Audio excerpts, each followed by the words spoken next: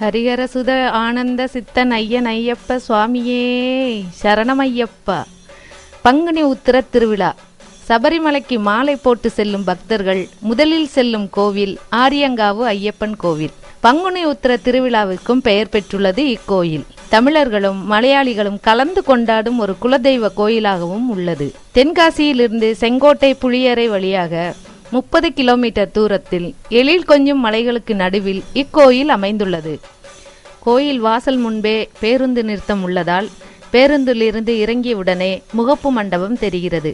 முகப்பு மண்டபத்திலிருந்து கீழே 20 படிகள் கடந்து சென்றால் இடதுபுறத்தில் வடக்கு பார்க்க நின்ற கோலத்தில் தம்பதி சமேதராக கருப்பண்ணசாமியும் கருப்பாயுமாக காட்சி தருகிறார்கள். இவர்களுக்கே பொங்கல் படைத்து வடைமாலை சாற்றி புது துணி பட்டாடை மாலை அணிவித்து பூஜை பண்ணி வழிபடுகிறார்கள். இதிலிருந்து வலதுபுறம் 20 அடி தூரத்தில் நடந்து 15 படிகள் கடந்தால் ஐயப்பன் கோயிலின் வெடிப்பிரகாரம் உள்ளது. இதை சுற்றி வரும்போது முதலில் கன்னி மூலையில் விநாயகர் அரச மரத்தடியில் வீற்றிருந்து அருள் புரிகிறார். அவருக்கு சூடம் ஏற்றி வழிபட்டு சிதறு தேங்காய் உடைத்து பின் ஐயப்ப சுவாமியை வணங்க செல்லும் வழியில் கொடிமரத்துக்கு பதில் இங்கு விளக்கு தூண் உள்ளது. பின் உள்ளே சென்று 18 சிறுபடிகள் கொண்ட சிறிய விக்கிரகமாக ஐயப்பன் சர்வ அலங்காரத்துடன் காட்சி தருகிறார். இவரை வணங்கும் போதே நம் மனதில் கலக்கம் அனைத்து மறைந்து லேசான மனதுடன் வெளிவருகிறோம்.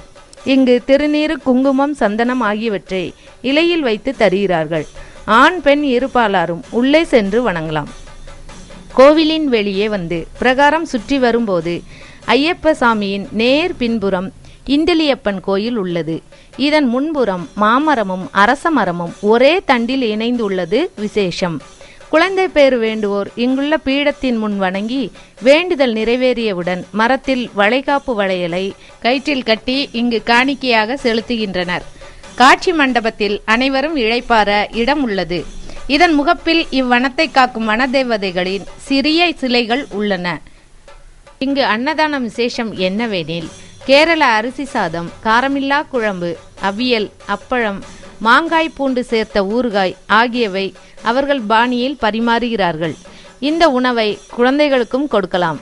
மனதும் வயிறும் நிறைந்து நாம் கோவிலை வணங்கி மன நிறைவுடன் வெளியேறுகிறோம். நன்றி, வணக்கம்.